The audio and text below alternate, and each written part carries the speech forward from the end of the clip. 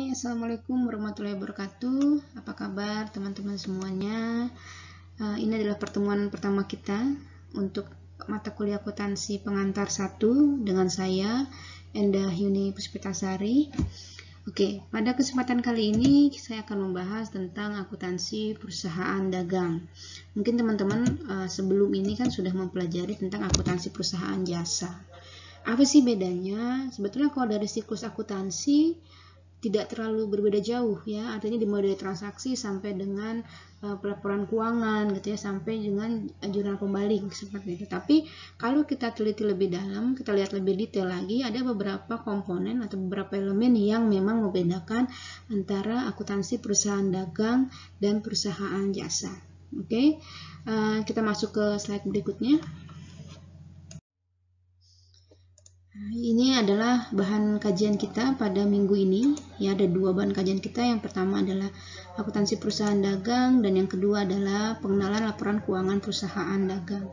Kemudian untuk indikator kinerja untuk minggu ini adalah ada 3. Yang pertama adalah tentang ketepatan menjelaskan penerapan metode periodik. Kemudian ketepatan menjelaskan penerapan metode perpetual, ini terkait dengan metode pencatatan persediaan. Ya, ini salah satu bedanya nih. Kalau di jasa kita tidak mengenal yang namanya persediaan, tetapi kalau di akuntansi perusahaan dagang nanti akan ada muncul namanya akun persediaan atau inventory. Kemudian yang ketiga adalah tentang pengenalan laporan keuangan perusahaan dagang. Oke, kita masuk ke slide berikutnya. Oke, sebelum kita masuk ke siklus akuntansi perusahaan dagang, saya akan menjelaskan sedikit tentang apa itu perusahaan dagang. Perusahaan dagang adalah perusahaan yang membeli barang dagangan dari pemasok dan menjualnya kembali kepada pelanggan tanpa diproses terlebih dahulu. Jadi dia hanya bertugas untuk menjual barang. Dia tidak memproses barang dari bahan mentah menjadi barang jadi atau tidak pula melakukan pemrosesan dari bahan setengah jadi menjadi barang jadi.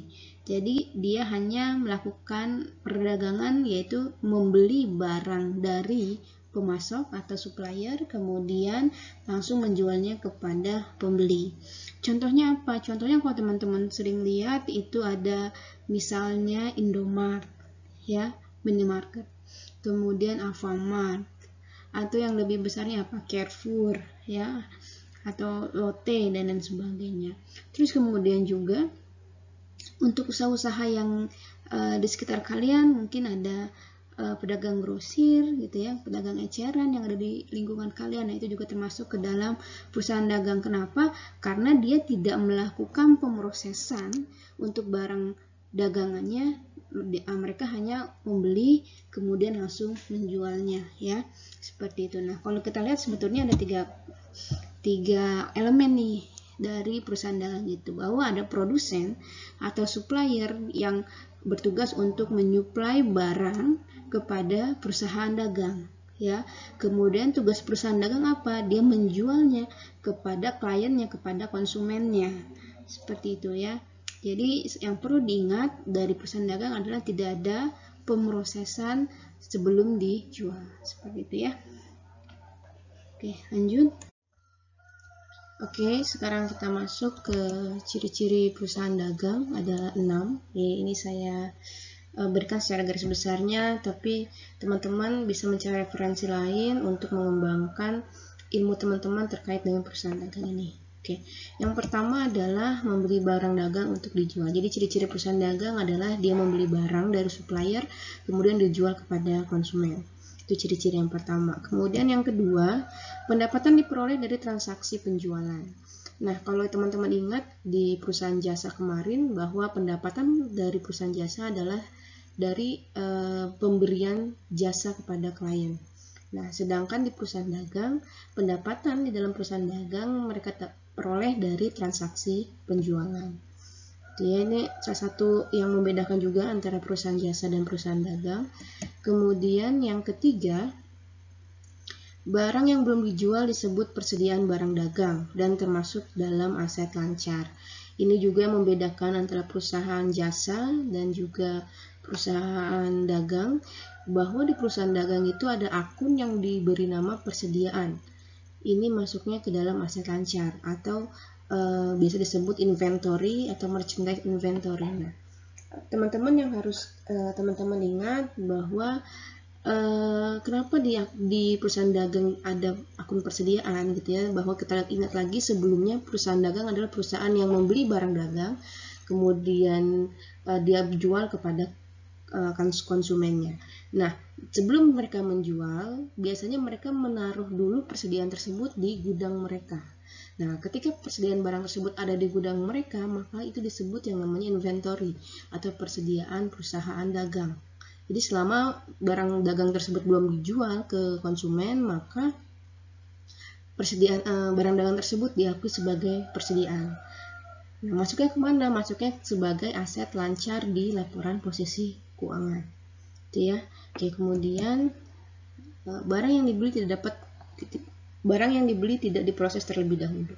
Iya, tadi sudah kita jelaskan sempat beberapa kali bahwa perusahaan dagang itu dia hanya membeli kemudian menjual, jadi tidak ada proses added value di sana, tidak ada penambahan, jadi dia hanya membeli dari supplier kemudian dia jual. Ya, teman-teman tinggal hanya membayangkan seperti Indomaret dan Alfamart, ya mereka kan hanya membeli ya dari suppliernya gitu, kemudian mereka jual kepada kita nih sebagai konsumen tanpa ada added value di dalamnya. Oke, lanjut. Biaya untuk memperoleh barang dagang diperoleh sebagai HPP. Nah, jadi dilaporkan sebagai HPP. Ya, jadi muncul lagi satu akun yang memang berbeda dari perusahaan jasa, yaitu ada namanya HPP, yaitu adalah biaya untuk memperoleh barang dagang. Nah, ini akan muncul di laporan laba rugi. Nah, ini tidak ada di perusahaan jasa, ya. Kemudian produk berwujud, jadi yang didagangkan adalah produk yang berwujud. Artinya produk itu bisa kita tahu gitu ya produknya apa, kemudian bentuknya seperti apa gitu kan. Beda dengan perusahaan jasa. Perusahaan jasa itu kan lebih kepada intangible ya, atau tidak berwujud. Kita bisa merasakan tetapi kita tidak tahu tuh bentuknya seperti apa. Ya, produk tersebut bentuknya seperti apa, jasa tersebut bentuknya seperti apa gitu ya. Oke. Kita lanjut. Oke, selanjutnya kita masuk ke perbedaan akuntansi perusahaan jasa dan perusahaan dagang. Di sini saya akan menekankan pada 4 hal ya, tapi teman-teman silakan untuk mencari referensi yang lebih banyak lagi dari sumber-sumber lainnya yang bisa dipertanggungjawabkan ya referensinya. Oke, yang pertama adalah pendapatan. Nah, kalau di perusahaan jasa kita mengenal bahwa pendapatan itu didapatkan dari pemberian jasa. Sedangkan untuk perusahaan dagang itu kita dapat dari penjualan barang. Kemudian untuk jurnal ya. Kalau di perusahaan jasa kita mengenal hanya satu jurnal, yaitu jurnal umum, sedangkan di perusahaan dagang kita mengenal minimal ada 5 jurnal. Apa itu? Yang pertama adalah jurnal penerimaan kas, kemudian jurnal pengeluaran kas, jurnal penjualan, jurnal pembelian, dan jurnal umum. Nah, saya akan jelaskan sedikit dari masing-masing jurnal ini. Yang pertama adalah jurnal penerimaan kas. Nah, biasanya digunakan untuk mencatat semua transaksi penerimaan kas. Contohnya apa? Contohnya misalnya penjualan barang secara tunai. Nah, pokoknya yang tunai-tunai itu atau secara kas itu maka kita masukkannya ke penerimaan kas. Artinya seluruh penerimaan tunai itu kita masukkan ke penerimaan kas. Apalagi misalnya ada penagihan, ya penagihan piutang gitu ya, atau penagihan dari debitur. Nah, itu masuknya ke dalam penerimaan kas. Dan pendapatan-pendapatan lain yang dibayarkan secara tunai itu masuknya ke penerimaan kas. Kemudian yang kedua itu adalah jurnal pengeluaran kas. Nah, jurnal pengeluaran kas ini digunakan untuk mencatat semua transaksi pengeluaran kas. Ya, kas keluar itu semua dicatat di jurnal pengeluaran kas. Contohnya apa? Contohnya ada RIF misalnya ya. Kemudian pembayaran dividen. Nah, pembayaran dividen juga harus hati-hati bahwa tidak semua dividen itu dibayarkan secara tunai. Tapi ada dividen yang dibayarkan secara saham misalnya ya. Nah, ini tidak masuk ke dalam jurnal pengeluaran kas. Tapi kalau pembayaran dividen itu dilakukan secara tunai, maka masuk ke dalam jurnal pengeluaran kas. Kemudian apalagi? Pembelian barang secara tunai. Kemudian ada pembayaran utang ya, atau pembayaran kewajiban kepada kreditur, kemudian biaya pembayaran untuk biaya-biaya yang terjadi. Nah, ini semua masuk ke dalam jurnal pengeluaran kas. Oke. Kemudian yang ketiga itu adalah jurnal penjualan. Jurnal penjualan ini adalah mencatat semua transaksi penjualan barang, tetapi yang secara kredit. Harus diingat, kalau jurnal penjualan itu seluruh transaksi penjualan secara kredit yang dicatat. Yang kalau dia tunai di mana? Dia masuk ke dalam penerimaan kas ya. Penjualan barang secara tunai itu masuknya ke jurnal penerimaan kas. Tapi kalau dia secara kredit, maka dia masuk ke jurnal penjualan. Kemudian jurnal pembelian. Nah, mencatat semua transaksi pembelian secara kredit ya. Beda ya. Kemudian kalau misalkan yang tunai masuk ke mana? Masuknya ke jurnal pengeluaran kas yang tadi sudah kita bahas ya. Kemudian yang terakhir itu ada jurnal umum, yaitu mencatat seluruh transaksi yang tidak dicatat di jurnal khusus. Ya, jadi yang sebelumnya sudah kita bahas. Nah, yang transaksi-transaksi yang tidak bisa digolongkan ke dalam keempat jurnal tadi itu masuknya ke jurnal umum. Contohnya apa? Contohnya misalnya kita mau mencatat ayat jurnal penyesuaian. Kemudian kita mau mencatat jurnal penutup, kita mencatat jurnal pembalik, itu masuknya ke dalam jurnal umum. Nah, gitu ya. Ini adalah 5 jurnal yang minimal biasanya dipakai di perusahaan. Misalkan perusahaan ingin menambahkan jurnal satu lagi misalnya, ya itu diperbolehkan tergantung dengan kebijakan perusahaan. Contohnya jurnal apa? Misalkan jurnal bank ya. Kemudian yang ketiga, buku besar. Nah, kalau di perusahaan jasa kita mengenal hanya satu buku besar, yaitu buku besar umum, gitu ya. Tapi kalau di perusahaan di perusahaan dagang, kita mengenal ada 2 buku besar, yaitu buku besar umum dan buku besar pembantu. Ya, digunakan apa? Untuk membantu kita dalam proses memposting ke buku besar umum. Nah, buku besar pembantu itu hanya terdiri dari 2, yaitu buku besar pembantu utang dan buku besar pembantu piutang. Jadi di sana kita bisa melihat nih daftar debitur kita dan daftar kreditur kita di dalam buku pembantu utang dan buku pembantu piutang. Gitu ya. Di sana ada saldonya yang kemudian akan kita posting ke buku besarnya. Oke. Kemudian laporan laba rugi. Nah, laporan laba rugi ini ada di perusahaan jasa kita mengenal namanya pendapatan jasa dan beban gitu ya. Sedangkan di laporan laba rugi untuk perusahaan dagang itu kita mengenal ada yang namanya akun penjualan ya, dari penjualan barang dagang kita maka muncul akun penjualan. Kemudian akun pembelian, kemudian ada akun HPP atau COGS atau beban pokok penjualan seperti itu ya. Oke, lanjut. Oke, kita masuk ke kode dan nama akun perusahaan dagang. Secara umum sebetulnya untuk kode dan nama akun ini tidak terlalu berbeda dengan perusahaan jasa. Tetapi memang ada beberapa akun tambahan yang ada di perusahaan dagang dan tidak ada di perusahaan jasa. Apa itu? Ya, itu adalah di aset ada akun yang namanya akun persediaan. Nah, untuk kode akunnya sama ya teman-teman, bahwa aset itu dimulai dari 100, liabilitas 200, ekuitas 300, pendapatan 400, beban dan biaya dan beban 500 dan lain sebagainya. Itu sama gitu ya. Cuman ada akun-akun yang ditambahkan di pengklasifikasiannya, yaitu yang pertama ada persediaan, dia masuk ke dalam aset lancar. Di perusahaan jasa tidak ada. Kemudian untuk akun di laporan laba rugi itu untuk pendapatannya kita masukkan penjualan, bukan lagi pendapatan jasa tapi sudah penjualan. Kode akunnya berapa? Kode akunnya 410.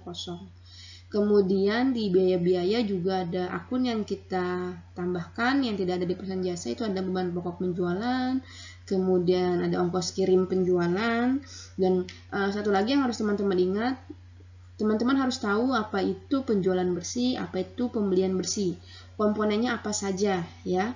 Itu silakan teman-teman pelajari juga untuk mencari harga pokok penjualannya. Kita tahu berapa harga pokok penjualannya gitu ya. Kita harus tahu dulu berapa itu pembelian bersihnya. Oke. Lanjut, kita masuk ke slide berikutnya. Oke, sekarang kita masuk ke siklus akuntansi perusahaan dagang. Secara umum untuk siklus itu bisa dikatakan sama dengan perusahaan jasa. Apa yang membedakan? Membedakan adalah komponen-komponen yang ada dalam masing-masing prosesnya. Oke, kita lihat yang pertama seperti biasa, siklus akuntansi perusahaan itu ada dimulai dari bukti transaksi. Bukti transaksi kita lihat dari mana? Dari cek, kemudian apa? Nota, faktur, kwitansi gitu ya. Nota debit, kredit, kemudian ada memo atau ada struk pembayaran dan sebagainya gitu ya. Itu kita mulai dari bukti transaksi. Kemudian kita masuk ke jurnal. Nah, ini sudah kita bahas tadi bahwa di jurnal di akuntansi perusahaan dagang itu minimal ada 5 gitu ya, atau bisa lebih tergantung dengan kebutuhan perusahaan. Kemudian kita masuk ke buku besar. Nah, buku besar juga berbeda. Kalau di buku besar perusahaan dagang kita mengenal ada yang namanya buku besar pembantu, sedangkan di perusahaan jasa tidak ada ya. Kemudian masuk ke neraca saldo, nih ya, masuk ke neraca saldo sama prosesnya sama seperti perusahaan jasa ya, harus balance gitu ya. Artinya kalau ada yang tidak balance harus dicari lagi di mana kesalahannya gitu ya. Kemudian masuk ke financial statement, sama kita membuat laporan laba rugi gitu ya, membuat perubahan ekuitas, laporan posisi keuangan gitu ya, sama dengan perusahaan jasa. Kemudian kita masuk ke jurnal penutup. Kemudian selanjutnya kita buat neraca saldo setelah penutupan. Kemudian kita buat jurnal pembalik, kemudian kita mulai lagi dari bukti transaksi. Seperti itu. Untuk siklus sama, cuman beberapa komponen yang memang ada perbedaan seperti di jurnal, di buku besar gitu ya, yang berbeda dengan perusahaan jasa. Oke. Selanjutnya ini juga siklus operasi perusahaan dagang. Ini siklus utama dalam proses operasi perusahaan dagang. Itu ada yang namanya aktivitas pembelian barang dagang, kemudian aktivitas penjualan, dan kemudian ada aktivitas penagihan. Ini adalah 3 aktivitas utama di perusahaan dagang: aktivitas pembelian, aktivitas penjualan, dan aktivitas penagihan. Oke, lanjut. Kemudian dalam perusahaan dagang terdapat 3 jenis transaksi. Yang pertama adalah pembelian barang dagang yang akan dijual kembali, ya, pembelian barang dagang yang akan dijual kembali. Ya, karena apa? Karena dia tidak memproduksi, makanya barang yang dia beli dia jual. Nah, itu namanya pembelian barang dagang yang akan dijual kembali. Kemudian yang kedua itu adalah memindahkan barang dagang dari gudang persediaan dan dikirimkan kepada pelanggan. Nah, ini maksudnya adalah penjualan barang dagang yang tadinya disimpan di gudang kemudian dikirimkan ke pelanggan. Nanti proses pengiriman ini ada 2 metode. Metode FOB destination dan ada FOB shipping point gitu ya. Nah, ini nanti teman-teman akan kita bahas di pertemuan berikutnya. Kemudian yang ketiga itu adalah menerima kas dari pelanggan untuk membayar barang dagang. Ini proses penagihan, aktivitas penagihan. Nah, ini ada jenis transaksi ketiga, yaitu ada yang pertama tadi ada pembelian barang dagang, kemudian penjualan, kemudian penagihan dan penerimaan kas gitu ya. Nah, kemudian kita lanjut. Oke, sekarang untuk terakhir di pertemuan ini ya, indikator kinerja terakhir yang akan kita capai yaitu adalah memahami tentang metode pencatatan persediaan. Nah, ada 2 metode, periodik dan perpetual. Nah, oke, kita bahas. Sekarang kita masuk ke metode pencatatan persediaan. Ya, teman-teman belum mempelajari nih, ada yang namanya metode pencatatan persediaan. Karena kemarin di perusahaan jasa memang tidak ada akun persediaan. Nah, di akuntansi kita mengenal ada 2 metode untuk pencatatan persediaan. Apa saja? Yang pertama adalah metode periodik atau metode fisik, kemudian ada metode perpetual atau metode permanen. Ya, jadi kalau ada yang menyebutkan metode permanen, berarti itu dia adalah metode perpetual, sama aja. Ya, hanya penyebutannya saja yang berbeda. Oke, untuk metode periodik atau metode fisik ini ialah metode pencatatan yang dilakukan pada akhir periode penjualan. Jadi teman-teman harus ingat yang dicatat ini adalah persediaannya ya, inventory-nya ya, bukan penjualan, bukan pembelian atau misalkan ada retur gitu ya, bukan retur yang tidak dicatat, tetapi akun persediaannya yang tidak dicatat secara langsung pada setiap transaksi. Kapan dia dicatatnya? Yaitu pada akhir periode. Kita baru tahu nih, perusahaan kita selama satu siklus akuntansinya atau satu tahun gitu ya, kira-kira berapa banyak sih produk yang dijual, berapa banyak sih persediaan kita ya. Dengan cara apa? Kita tahu dulu persediaan awal berapa, kemudian persediaan akhirnya berapa gitu ya, pembeliannya berapa. Nah, baru nanti kita akan tahu berapa sih persediaan yang kita jual gitu ya. Bukannya dia tidak mengakui persediaan, tapi diakuinya nanti di akhir periode. Ya, jadi persediaan barang dagang tidak langsung dicatat saat terjadinya transaksi. Ya, yang perlu diingat, meskipun jumlah persediaan barang hanya dicatat pada akhir periode, tetapi transaksi penjualan tetap dicatat tiap kali terjadi transaksi penjualan. Ya. Jadi yang tidak dicatat secara langsung adalah persediaannya, tapi seluruh proses pembelian, penjualan, retur itu tetap dicatat. Ya, beda dengan perpetual. Kalau perpetual ya, yaitu mencatat transaksi penjualan pada saat transaksi tersebut terjadi. Ya, jadi pada saat penjualan terjadi, persediaan pun juga harus dicatat. Pada saat pembelian tersebut, persediaan pun juga harus dicatat. Kalau misalnya penjualan, artinya kalau kita menjual berarti persediaan kita berkurang. Nah, pada saat penjualan kita juga harus mencatat persediaan kita berkurang.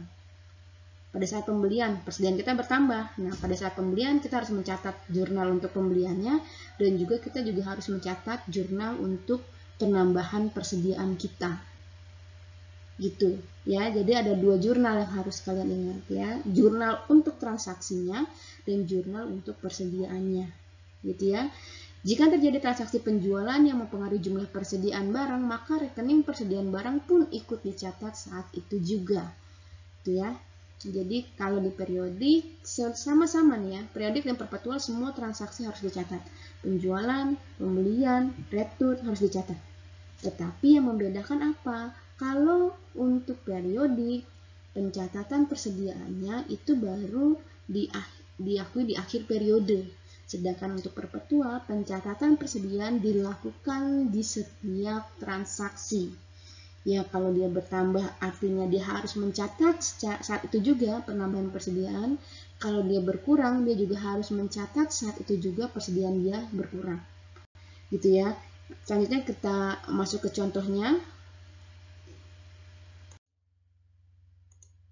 Nah, ini adalah contoh pencatatan persediaan barang dagang. Nah, ini harus teman-teman pahami jurnal-jurnalnya untuk metode periodik seperti apa, untuk metode perpetual seperti apa. Ya, kalau belum bisa dipahami silakan dihafal dulu gitu sambil berjalannya waktu teman-teman memahami ini. Jadi ada jenis transaksinya nih. Kalau ada pembelian barang, maka untuk metode periodik dia akan mencatat pembelian pada kas. Ya, pembelian pada kas atau utang gitu ya. Kalau metode perpetual tadi sudah kita ingat ya sebelumnya bahwa dia harus mencatat persediaannya. Maka pada saat pembelian di metode perpetual dia tidak ada akun pembelian, tetapi dia langsung masuk ke akun persediaan barang, persediaan barang dagang ya.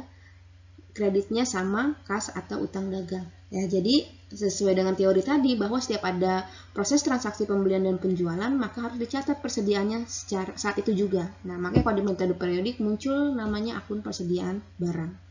Ya, ingat kalau di metode periodik ada akun pembelian, tapi kalau di metode perpetual dia tidak ada akun pembelian. Ini harus teman-teman ingat ya, karena ini akan kita pakai terus sampai nanti teman-teman sampai terjun di lapangan gitu ya. Nanti kalau di akuntansi keuangan menengah pun demikian, di audit pun demikian gitu ya. Teman-teman juga harus saya harapkan hafal dan paham ya.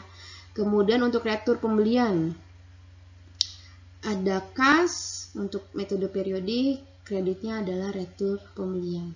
Sedangkan untuk metode perpetual ya langsung diakui sebagai persediaan barang dagang kalau ada retur ya.